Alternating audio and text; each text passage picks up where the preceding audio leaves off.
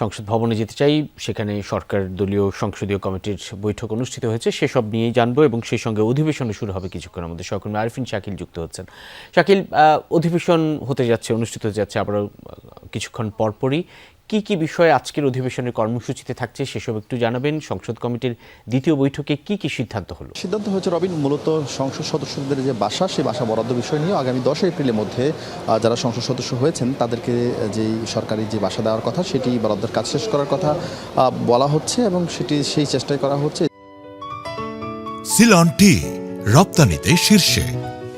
এছাড়া sound system নিয়ে গত কয়েকদিন ধরে, বিশেষ করে সংসদ অধিবেশন শুরু হওয়ার পর থেকেই এক ধরনের জটিলতা তৈরি হয়েছে। সকল পক্ষ থেকেই মূলত সাউন্ড সিস্টেম নিয়ে অভিযোগ উত্থাপন করা হয়েছে। সেই বিষয় নিয়ে সরকার যে সংসদীয় কমিটি, অর্থাৎ সংসদ কমিটি, সেই সংসদ কমিটির পক্ষ থেকে মূলত একটি কমিটি করা হয়েছিল এবং তারা সেখান থেকে একটি তদন্ত কমিটি করেছেন, যারা আগামী 2 এপ্রিলের মধ্যে একটি প্রতিবেদন দিবেন, অর্থাৎ কী কারণেই এই সাউন্ড সিস্টেমের জটিলতা তৈরি হয়েছে সেটি তারা বের করবেন। এছাড়া বর্তমান যে সাউন্ড সিস্টেম রয়েছে, সেই সাউন্ড সিস্টেমে যেন কাজ করা যায় সেই চেষ্টা করা হচ্ছে বলে চিফ হুইপ তিনি জানিয়েছেন এবং তিনি বলছিলেন মূলত গত কয়েকদিন তারা যেই সমস্যার সম্মুখীন হয়েছেন সেটি নিয়ে তারা আলোচনা করেছেন এবং আলোচনা থেকে একটি বিষয় সিদ্ধান্ত হয়েছে, নতুন সাউন্ড সিস্টেম যদি বসানো হয় সেক্ষেত্রে সেটি সময় সাপেক্ষ, ফলে সেটি এখন করা হচ্ছে না।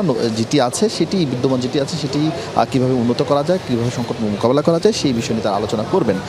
এর বাহিরে যদি বলি যে এরই মধ্যে যারা সংসদ সদস্য রয়েছেন তারা কিন্তু আস্তে আস্তে করে তারা ভিতরে প্রবেশ করছেন, অর্থাৎ 3টা নাগাদ সংসদ অধিবেশন শুরু হবে। আজকে সংসদ অধিবেশনে যে কার্যতালিকা রয়েছে, কার্যসূচি রয়েছে, তাতে 71 বিধিতে জনগুরুত্বপূর্ণ বিষয় নিয়ে কথা যেমন বলা হবে, তেমনি গতকালকে যেসব বিষয় মুলতবি ছিল সেসব বিষয় নিয়ে আলোচনা হবে। এবং আর ছোট্ট করে যদি বলি আপনাকে, মূলত আজকে প্রশ্ন জিজ্ঞাসা উত্তর প্রশ্নোত্তর পর্ব রয়েছে, যেখানে জননিরাপত্তা বিভাগ, সুরক্ষা সেবা বিভাগ, পররাষ্ট্র মন্ত্রণালয়, পরিকল্পনা বিভাগ, পরিসংখ্যান ও তথ্য ব্যবস্থাপনা বিভাগ, বাস্তবায়ন পরিবীক্ষণ ও মূল্যায়ন বিভাগ, পার্বত্য চট্টগ্রাম বিষয়ক মন্ত্রণালয়, এইসব বিষয় নিয়ে মূলত প্রশ্ন উত্তর করবেন। অর্থাৎ যেসব বিষয় নিয়ে যেসব সদস্যদের প্রশ্ন রয়েছে তারা মন্ত্রীর কাছে সেই প্রশ্ন করবেন এবং মন্ত্রীরা সেই বিষয়ে তাদের উত্তর জানাবেন। এবং অনেক জায়গা, সংসদীয় এলাকায় যেই সংকট সমস্যা রয়েছে মন্ত্রণালয় সংক্রান্ত, সেসব বিষয় নিয়ে তারা তাদের সমাধানের পথ খুঁজবেন।